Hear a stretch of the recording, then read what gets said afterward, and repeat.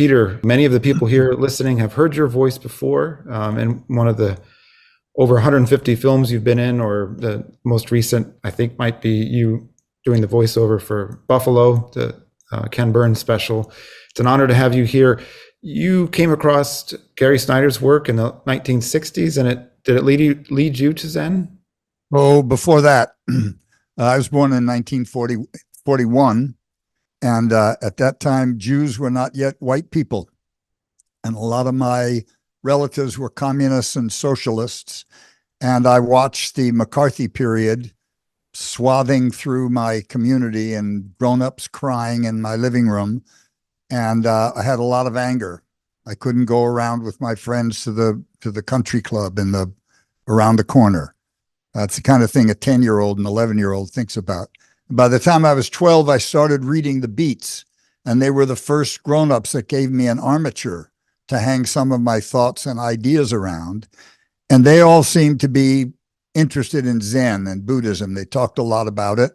And so I ran into Gary Snyder's name. Flash forward to California in the 1960s. And I lived for a while with Lou Welch, who was an old friend of Gary's, who set up a meeting. And there was something about Gary that I couldn't quite fathom. But I knew that this guy, if anyone knew anything about Zen and living, it was him. And I resolved to learn from him. And growing up on a farm, I'm handy with tools. And so I started going up to his place in the Sierras. And I got an idea of what a secular Zen life might look like, and I liked it. And 50 years later, I'm an ordained priest and a transmitted teacher. And because of that, I've been handed the unenviable position of describing Buddhism's role in Gary's work, which is like talking to humans about oxygen. So I'm assuming that not everybody is a Buddhist. So I'm going to give a really quick primer that Buddha discovered that everything in the universe was interconnected and interdependent. And because of that interdependence, you couldn't say that anything had a fixed and permanent self. That was a pretty radical thing to understand. If you look at your own being, you can't tell me what color your self is, where it's located, what shape it has. And there's a great freedom in that, because what it means and what Buddha taught us was that everything is impermanent. And this world is full of affliction, which is the energy that keeps things moving, stirring the pot, as Gary once called it. And the impermanence is actually where our freedom arises. If we had a fixed self, we couldn't change. And so Buddhist practice is also tied to an ethical system, teaching us how to live in this interdependent world in a kindly, generous, non-stingy way, how to model our lives after the life of a Buddha. And we do that by meditating and going deeply into the mind, beyond the perimeters of the self, to get some sense, some intuition of the vastness of the world out there. And by repeated practice, we begin to dwell more and more permanently in that mind. And you learn a couple of things, which I always get from Gary's poems. One is that if we disregard the ego for a minute, what our nature is the nature of the universe. It's a vast, pregnant energy that's constantly extruding itself as the multiple forms of the world. I think about standing on a cliff and looking at an ocean full of peaked little waves rising and falling. And each of those waves could stand for a named thing in the universe. And they come out of the formlessness of the ocean and they assume shape for a while, and then they go back in the ocean. And when they have a shape, we call them living. And when they go back to the ocean, we say they're dead. But what those little waves forget, and what we forget, is that they've never for an instant not been part of the ocean. And so it's not like oxygen and pollinating insects and water and sunlight are there to keep us alive. They are our life. Our life is inextricable from those things. And so to begin to live in the world as comfortably as we live with the vagaries of a self and our envies and aggressions and all of that stuff, to begin to live in the world as one interdependent organism requires a lot of practice. And the sort of the first step of it is to admit that you're not one of the good guys, that nature itself is half negative and half positive, and your human nature will encompass the potential to be any other human act. You can be Buddha, you can be Jesus, you can be Mother Teresa, you can be Hitler, you can be Donald Trump. And if you don't know that, you're actually very dangerous. If you come to the conclusion that you're one of the good guys, you wind up dropping bombs on hotels in Baghdad in the middle of the night because your leader doesn't like their leader.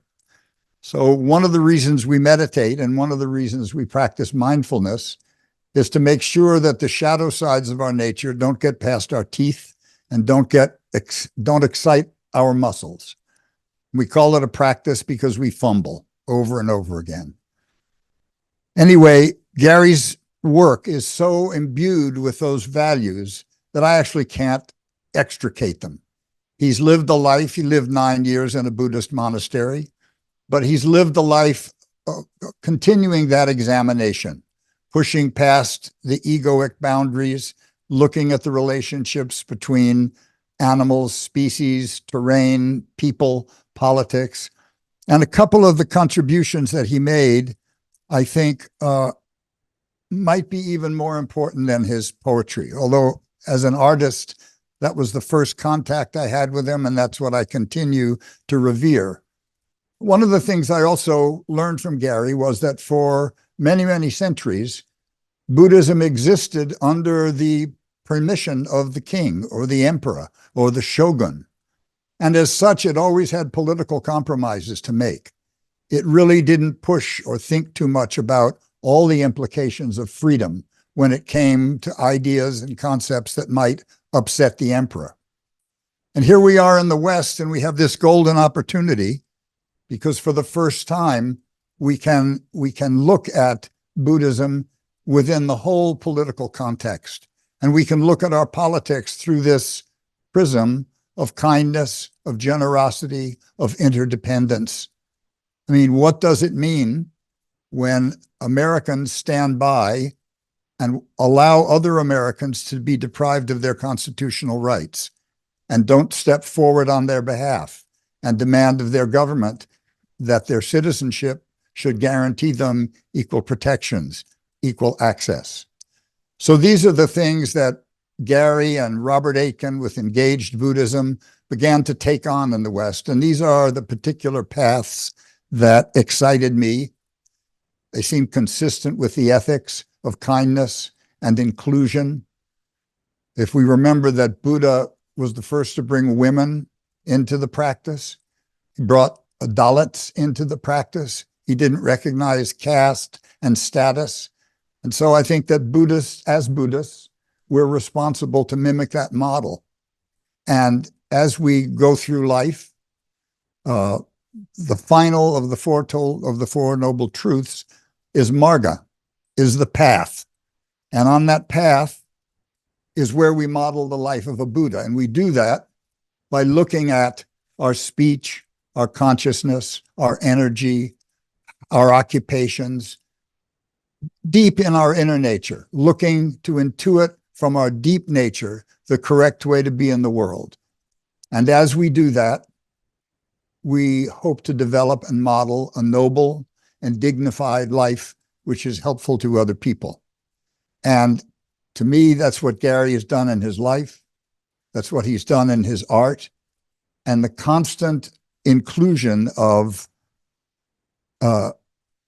overriding supposedly contradictory boundaries. I had to laugh. The miner is not separate from the love of wilderness. Cutting a trail is not separate from the love of wilderness. Drinking whiskey is not separate from being a Buddhist. The Dalai Lama has now been prescribed meat in his diet for his health. So we live in a boundaryless world, and what organizes our activity has to be intuitions, because we can never think our way through. And those intuitions need to be refreshed by constant meditation and constant plunging into our inner depths. and remembering that everything has an equal standing. I may not like the fact that I'm made of the same stuff as Donald Trump, but he has equal standing to exist. And my task is to figure out some way to either protect the weak or understand what circumstances and uprisings he had. Maybe if my father was a Ku Klux Klan guy, I might be like Donald Trump. But we're both indelibly human. We both have a human role to play. And I trust Buddhism as a reliable map to discover it. Gary, do you still meditate daily? And how has your practice changed in that way over time? It hasn't changed much. And I must say, the best part or the earliest part of a practice that taught me something was working on trails. Since I learned that you have to pay attention to what you're walking on, and nothing can be said to be in the way. I want to tell one quick story which bore on Gary's talking about the woods and the ethics of people who have to work in the woods and, cut down trees that they revere and love. And we have had a mutual friend named Peter Blue Cloud, who was a Mohawk poet and high iron worker and a painter. And when I'd go see Gary, I'd go to see Peter, and we'd sing cowboy songs together. And one day we'd had a few beers, and he said to me, "Are you pissed at me because I work in the woods and I cut down trees?" And I said, "No, I guess you have to." And he said, "Yes, I have to." He said, "I have a mortgage, I have bills to pay, I have a family, and this is my skill set. But let me tell you what I do." He said, "The mill owners push me to drop these big trees too fast. And when you drop them, they explode. And I just slow down and make a bed of the branches. I make a cushion for those trees to fall on so they don't blow up." And I was impressed by that. I thought, okay, here's a guy who's caught in the jaws of the world, caught in the pressures of capitalism. He has a job to do. He has a family to take care of, but he would take the time to express his reverence for these trees by cutting limbs and making a padded place for the trees to fall. And that seems like the kind of divided life that we all have to lead to some degree. We're using electricity, we're using cars, we're using all this stuff. There's no pure place outside of all of it to stand. But in the midst of all this high-minded speech, I wanted to read one little quote. It's about my favorite quote of Gary's. It's from Etiquette of Freedom. And it's true, Gary is high-minded. Gary introduced me to Buddhism. Gary's taught me, given me most of the tools for everything I've done since we met. But I haven't heard a lot of talk about how much fun he is. Just plain foolish fun. And so from the Etiquette of Freedom, here's this quote.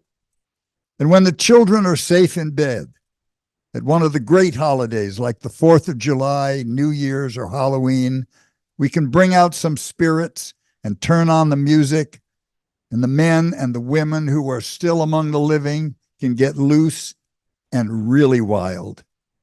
So that's the final meaning of wild, the esoteric meaning, the deepest and most scary.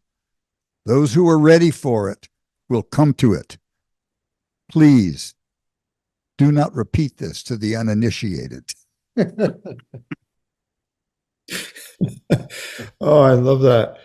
There is a lot in his work about sex, about love, about dancing. Yeah, he's an old mountain goat.